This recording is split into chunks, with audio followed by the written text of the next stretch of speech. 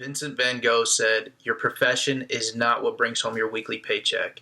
Your profession is what you were put here on earth to do, with such passion and such intensity that it becomes spiritual calling."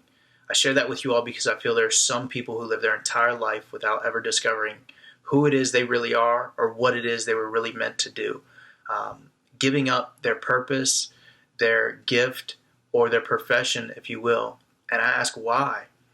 And I think that it's caused by three things: fear, laziness, and money.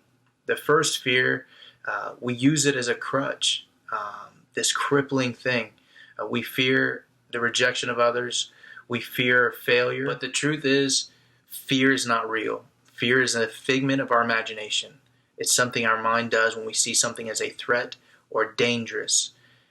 So if we let it, fear can extinguish our dreams. Fear can diminish our gift. Fear can take away our purpose. The only way you can truly fail at anything that you do is if you give up on it. Because otherwise, every failure is a learning lesson. It grows you more. It teaches you something different that you didn't know before. There are so many lessons in failure. So I urge you not to perceive fear as the boogeyman, not to perceive fear as this wall, this barrier that you can never overcome. Instead, I encourage you to perceive fear as a fuel, the motivation, the determination to accomplish and find what it is you are meant to do or who it is you are meant to be. Because if you spend your life viewing fear as the boogeyman, you may never step into your role, you may never find purpose, and you may never sharpen your gift.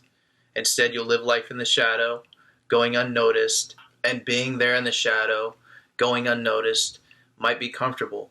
It feels safe because you're not taking a risk, because there's no fear of rejection, there's no fear of failure, but there's also no sense of being, no self-fulfillment, no glory, and no greatness to be had. And to be honest, you are more than that, far more. The second reason some individuals never discover their purpose, their gift, or their profession in life is because of laziness. Their work ethic does not match their mindset. What I mean by that is they think and they talk and they speak about greatness. In their life, they may want it, but their work ethic is average at best. They don't work towards it. They almost want it to be easy. They want greatness to knock on their door instead of beating down every door they can to accomplish that greatness, to seek out that greatness.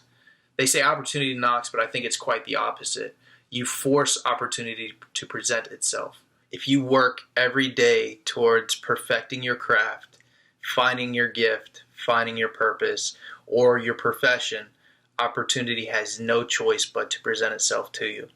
And what I mean by that is if you work consistently every day, someone will notice your work. Someone will notice the time that you are putting in and present to you the opportunity that you've been dreaming of, the opportunity that you've been imagining, and the opportunity that you need. So do not give up. Do not fall into being lazy. When the outside world sees you working at your gift or finding your purpose or finding your profession in life, they should think that you're sick. They should think that you're ill because it's unhealthy how hard you're working, because that's how much weight that it carries. This is what you were made to do. This is your purpose in life, with such passion and intensity that it becomes spiritual calling. The third and final reason some of us never discover our true purpose in life or explore our gifts is probably the most difficult to overcome in today's world, and that's the money. We feel as though our gift or our purpose in life can't make us money or can't make us a lot of money. And that's the hardest thing to overcome. But I ask you, is money more important than what you love? Is money more important than what you feel you are made to do? Are you willing to let the thing that you love or your purpose in life become a hobby instead of a profession? Because the world tells you what you do or what you love isn't lucrative. And don't get me wrong, money is important. We need it to some extent, to pay bills, to take care of ourselves, and many other things, but it is not what we have made it to be. It is not the end all, the be all. It is not the ends, it is the means to the ends. Money cannot buy you happiness regardless of how much you make.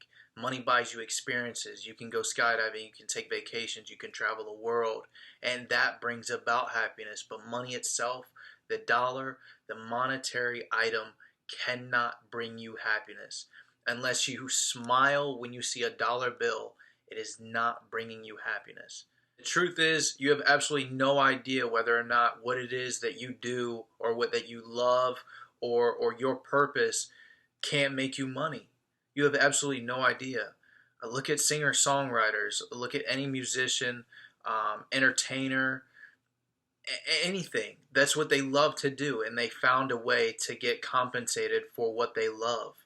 And at the same time, they enjoy what they do, so their work is more passionate, it's more meaningful, and they're less likely to walk away from it. Whereas if your chase is money and a dollar value, you'll eventually quit, you'll eventually fold, because money is shallow, it only goes so far. You can work a job that you absolutely hate and the money's good, but you're only going to work that job for so long until you find one that you can tolerate or that you love a little bit more.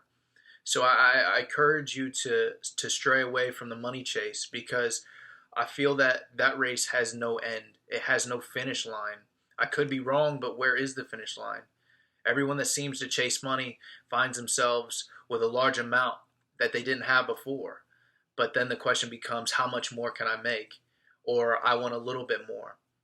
And so it seems like a tiresome race. And the chase for your purpose is tiresome also. It can be exhausting, but it's far more rewarding than any other race that you embark on.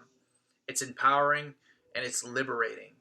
It's empowering in the sense that once you discover why it is you were born, what it is you were meant to do, and your gift in this life, you no longer have to wander aimlessly or help someone else build their dream. You can build your own, and you find a sense of direction. You invest all your time into one place and you know where you're going.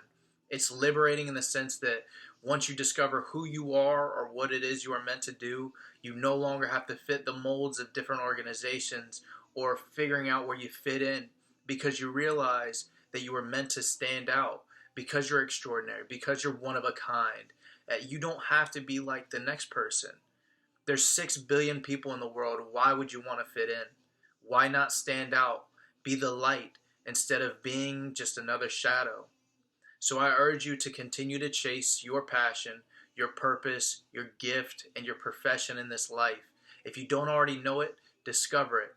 And once you discover it, spend the rest of your life working towards it.